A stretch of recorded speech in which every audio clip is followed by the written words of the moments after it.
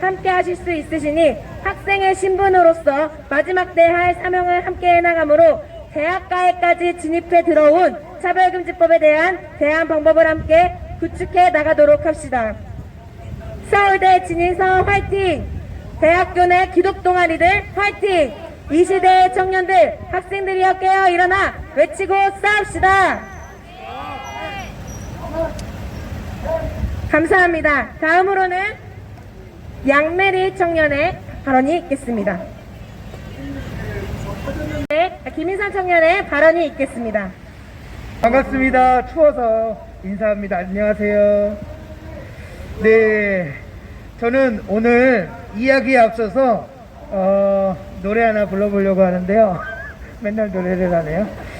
모든 분들 다 아는 노래지만 눈을 한번 잠깐 감아주십시오. 동해물과 백두산이 마르고 닳도록 하나님이 보호하사 우리나라 만세. 무궁화 삼천리 화려강산 대한 사람 대안으로 길이 보전나세. 네, 눈 뜨셔도 됩니다. 제가 하나 더 또 다른 애국가를 하나 불러보겠습니다. 성자신손 500년은 우리 왕실이요, 산수고려 동반도는 우리 본국일세. 무궁화 삼천리 화려강산 조선 사람 조선으로 길이 보전하세. 상제여라고 시작하는 애국가도 있는데, 이것은 우리 사전에 찾아보면, 역사에 찾아보면 대한민국 최초의 애국가라고 되어 있습니다. 여기에 1919년 일제하에 대한민국 임시정부에서 임시방편으로 당시 전세계 많은 사람들에게 널리 불려지던 스코틀랜드의 민요인 올드랭사인, 우리말로는 석별의 정이라는 곡에 붙여서 애국가로 사용한 곡이 있습니다. 제가 또 이 곡을 한번 불러보겠습니다. 동해물과 백두산이 마르고 닳도록 하나님이 보호하사 우리나라 만세. 무궁화 삼천리 화려강산 대한 사람 대안으로 길이 보존하세. 우리 예전에 졸업식 때 많이 불렀죠? 그리고 찬송가에도 있습니다. 후렴에 보면은 중복되는 게 있어요. 무궁화 삼천리 화려강산 대한사람 대안으로 길이 보전하세, 이렇게 있습니다. 단어를 끊어서 한번 보겠습니다. 무궁화는 다들 아시는 대로 우리나라의 꽃을 말합니다. 영어로는 로즈 오브 샤론 또는 하이비스커스, 여러분들도 아시다시피 차로 유명한 히비스커스입니다. 삼천리는 저 함경북도 북쪽 끝에서부터 저 남단 제주도 마라도 남쪽 끝까지를 약 3천리 된다고 해서 우리나라 전체를 비유적으로 이끄는 말입니다. 10리가 4km이니 100리면 40km, 1000리면 400km입니다. 즉 3000리면 1200km입니다.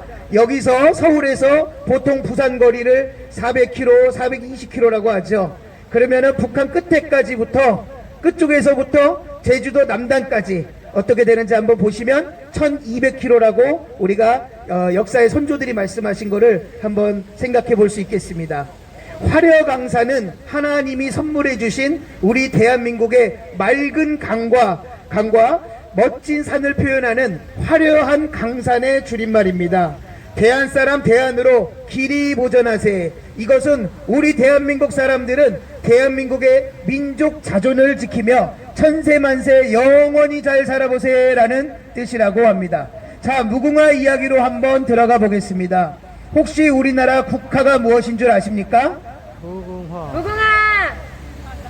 무궁화는 국가 상징물로 많이 쓰이고 있는데 국사에 사용되는 관인인 국세, 헌법재판소의 로고, 애국가 제창시 나오는 TV 화면 속, 그리고 청와대 안에서는 무궁화 꽃으로 꾸며진 큰 화단이 있습니다.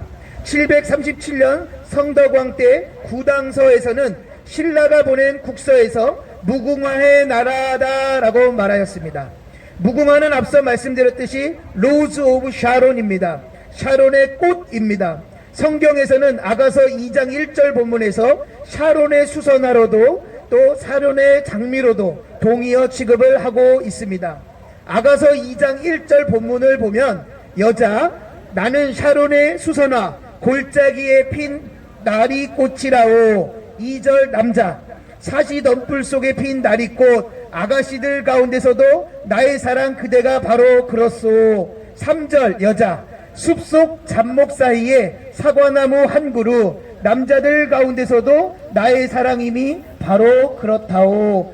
그 그늘 아래 앉아서 달콤한 그 열매를 맛보았어요. 개신교의 찬송가에서는 89장입니다. 개역 개정된 찬송가에서도 동일합니다. 제목은 지저스 로즈 오브 샤론입니다. 즉 샤론의 장미 예수인데 한글 번역에서는 샤론의 꽃 예수입니다. 아시는 분은 한번 같이 불러보겠습니다.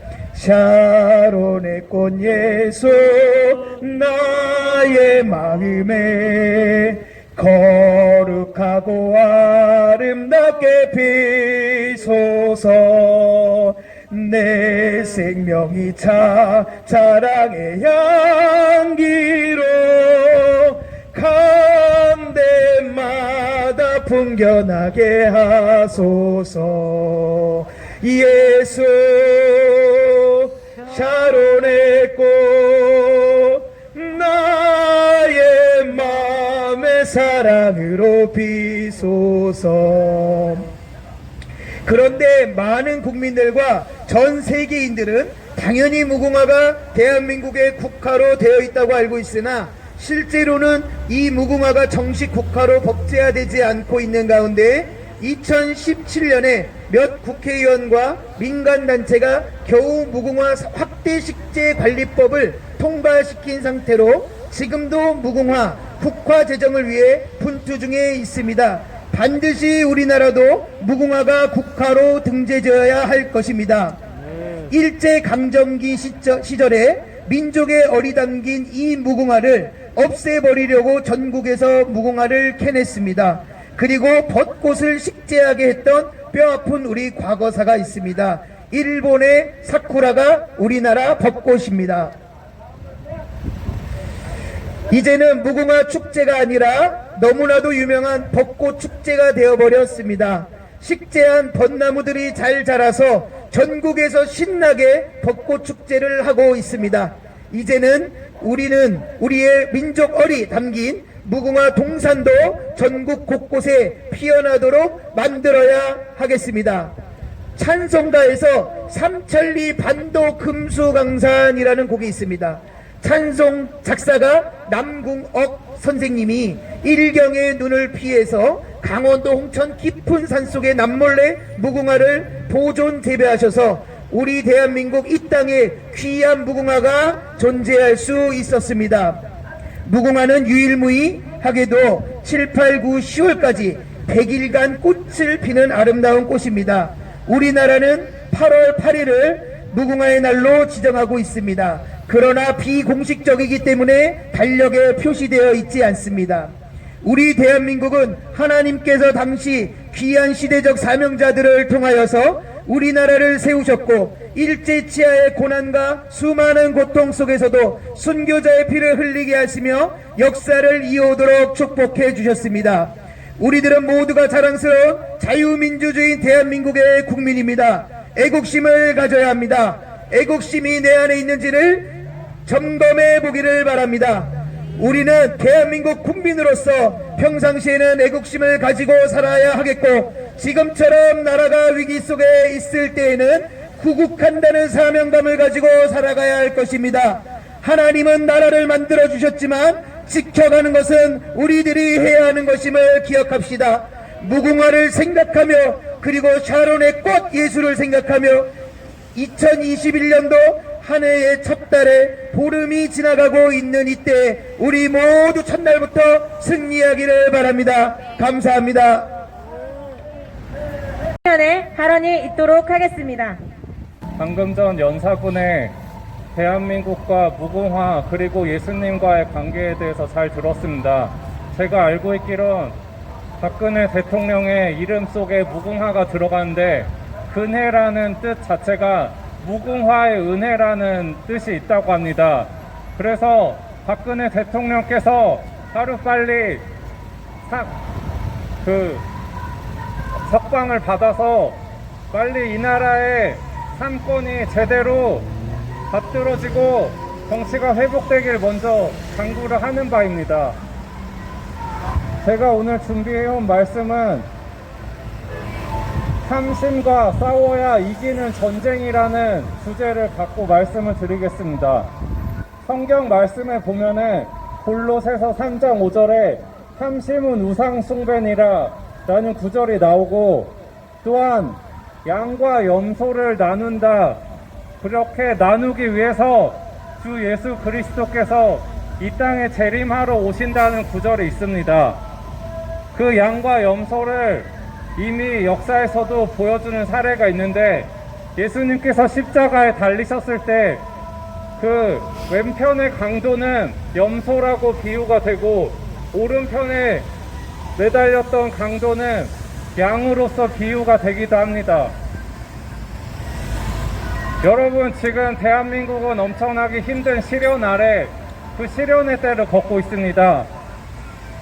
이것은 먼저 중국 공산당과의 전쟁이라고 할 수 있을 뿐만 아니라, 중국 공산당을 지지하는 국제 거대 기업가들, 석유 자본가들이 주축이 된 빅테크, 최첨단 그런 하이 미디어 테크 회사들, 예를 들자면 구글, 알리바바, 그리고 페이스북, 트위터 등등의 거대 기업들과의 전투라고 할 수 있습니다.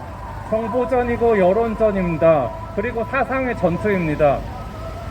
그래서 저희는 달리 말씀을 드리자면 6.25와 같은 전쟁 상황을 미디어적으로 싸우는 것밖에 아니다라고 할 수 있습니다. 그런데 저희 대한민국 국민들께서 얼마나 많은 수의 국민들이 이런 전투를 인식을 하고 실제로 싸우고 계십니까? 국민의 의무가 있습니다. 살육자들이자 약탈자들인 적군이 침략을 한다면 그들을 대적하고 제압하고 전란을 종식시키는 것이 바로 국민의 의무라고 할 수 있습니다. 그러나 이러한 싸움을 싸우지 않으려고 하는 대한민국의 수많은, 아니 대다수의 국민분들은 이러한 전투의 의무를 군인들 혹은 경찰들 수준의 의무라고 생각하고 그들은 생계에만 함몰되려는 경향을 보이고 있습니다.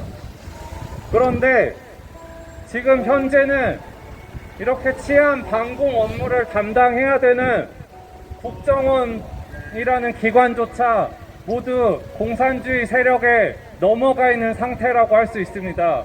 그렇기 때문에 미국에는 민병대가 존재를 하는데 국민들이 이렇게 민병대와 같이 싸우고 일어나지 않으면 나라는 계속해서 황폐화되고 이 공산당 지지 세력의 장악은 더더욱 공고화되기만 할 것입니다. 그래서 이렇게 투쟁을 거부하고 자신들의 의무라고조차 생각하지 않는 이런 국민들이 갖고 있는 생각이 바로 염소들의 생각이라고 할 수 있습니다. 여러분, 양과 염소의 차이를 알고 계십니까? 양은 순진하고 순복하고 부드럽고 온유합니다. 그러나 염소는 자기 자신밖에 모릅니다. 염소는 그리고 죽음의 위기가 들이닥칠 때는 정말 온갖 비명과 난리 발광으로 염소를 잡는 사육사들을 괴롭게 만드는 그러한 동물인 것입니다. 그리고 사탄의 상징으로 오망성이라는 상징이 있습니다. 머리는 염소 머리를 하고 검은 날개를 하고 사탄의 뿔을 달고 있고 밑에 바지를 입었고 위에는 벗은 그러한 그림을 많이 보셨을 것입니다. 이렇게 사탄 자체가 염소로서 비유가 되고 그런 사탄의 그런 압제에 스스로 동화되고 있는지도 모르는 어리석은 사람 한 사람들이 모두 그런 사탄의 인본주의와 선전선동에 미혹된 사람들이 바로 염소의 백성이라고 할 수도 있는 것입니다. 여러분, 제가 일전에 국회 앞에서도 말씀을 드린 것이지만 이것은 대한민국 현실이기 때문에 다시금 말씀을 드리려는 사례가 있습니다. 로마 제국이 망한 것을 모두 알고 계실 것입니다. 그 원인은 향락과 부패 때문이라고 합니다. 그러나 제가 역사를 깊이 공부하면서 더욱 알게 된 것은 향락과 부패가 1차적인 배경이었지만 더 깊은 직접적인 원인은 로마 제국의 게르만족이 쳐들어와서 잠식한 것과 그들이 세계 보편주의를 주장하면서 로마 제국 시민권들이 남발되었던 것이 가장 큰 문제였다는 것을 알게 되었습니다. 그래서 남발되는 시민권 아래 로마 제국의 애국심은 급격히 사라지고 말았습니다. 그리고 그 어려운 전랑과도 다름없는 사태 속에서 로마 군정은 수많은 군부 세력들이 집권과 하야를 반복하면서 세금 폭리를 취하는 악덕한 정권으로서 타락한 것이 또 다른 이유가 되었습니다. 이렇게 치안과 안보가 불안정한 로마 제국은 국민들 스스로 자경단을 꾸려서 지키지 않으면 더 이상 스스로의 안위를 지킬 수 없는 약소국가의 길을 갈 수밖에 없었습니다. 지금 저희는 이 현실과 다른 것이 무엇이 있습니까? 중국몽만 줄기차게 꿈꾸는 중공의 하수인 가짜 정권, 가짜 대통령, 그리고 자국민보다 중국과 조선족에게 더 많은 혜택을 주려는 그런 악한 정책들, 소위 다문화라는 허울로 가리고 있지만 민족적 이질감 때문에 이슬람권을 향한 다문화 정책은 대한민국에 조금도 뿌리 내리지 못했습니다만 중국과 조선족을 위한 다문화 정책은 매우 깊게 뿌리 내리고 말았다는 것입니다. 왜 그것이 가능한 것이겠습니까? 많은 국민들이 생계에 함몰되고 자신의 이익에 이윤에만 함몰되어 있으니 돈으로 매수를 하는 중국 공산당에 취약할 수밖에 없었다는 것입니다. 그리고 중국과 조선족들은 이렇게 돈으로 금력으로 매수되는 한국을 우습게 보기 시작했으며 이미 그들은 대한민국 모든 사람들에게 자신들이 상전이라고 생각하기까지 합니다. 이것은 중화 사상도 문제이지만 더 큰 것은 지금의 정치 간신배 몰입애들이 돈으로 자신들의 배만 불리면서 나라의 모든 주권을 중국과 조선족들에게 다 넘긴 것이 가장 큰 문제라고 할 수 있습니다. 또 다른 사례를 들어보이겠습니다. 요즘 청년 주택난과 취업난이 너무 심하여서 2030 세대들이 자살을 하는 비율이 더 늘어나고 있다고 합니다. 주택 입주의 우선순위는 청년보다 탈북자에게 있고 이것은 나쁜 현상이라고 볼 수는 없을 것입니다. 그러나 탈북자보다 더 큰 입주의 우선순위가 있는데 그것은 바로 중국인들과 조선족들이라고 할 수 있습니다. 특히 중국인이 그렇게 되는 사유 중에 하나는 결혼 이민자들은 그렇게 주택 입주의 우선순위를 받는다고 합니다.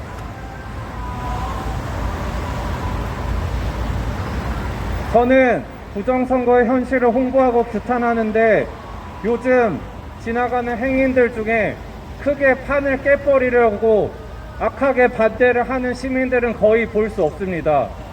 왜냐하면 그들도 국적상 한국 국민이고 불편한 진실을 곰곰이 생각한다면 자신도 저희가 부정선거를 외치는 사람들이 진실을 외치고 있는 사람들을 그러한 사실임을 생각해보면 알 수 있기 때문일 것입니다.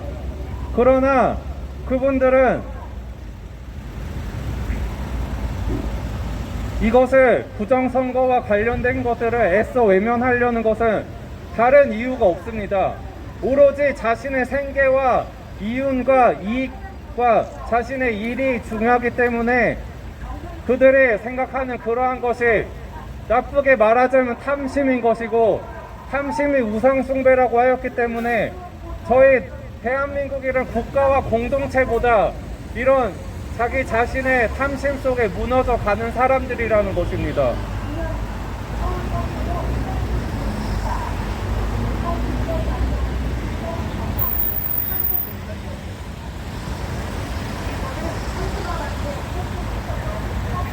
지금 다행히 현실 하나가 있습니다.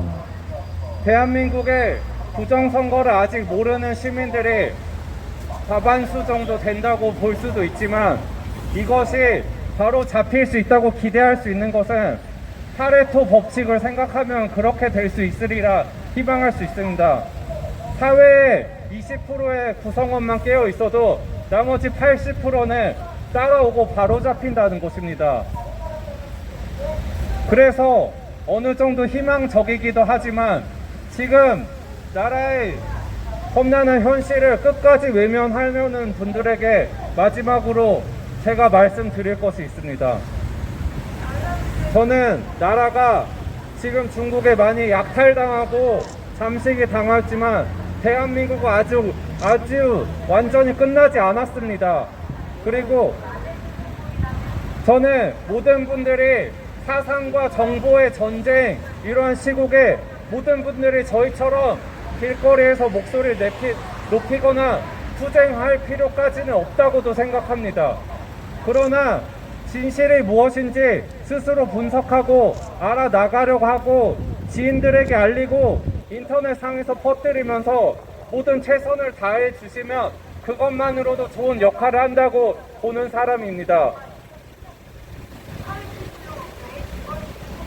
그런데 이렇게 하지는 못할 망정 나라가 더더욱 걸레짝이 되어서 국민 생활도 자동적으로 피폐하고 있는 이 시국에 부동산이나 주식의 시세 차익에만 골몰하고 나라의 문제는 조금도 눈여겨보지 않으려고 하고 눈과 귀를 막는 그 사람들은 곧 염소들이며 자기 숭배자들이며 이런 이기주의자들에 대한 악취는 그들 스스로 무너져 내리면서 그들이 가진 모든 것들이 망하면서 스스로를 반성할 기회가 충분히 올 수 있음을 경고하면서 마치겠습니다. 감사합니다.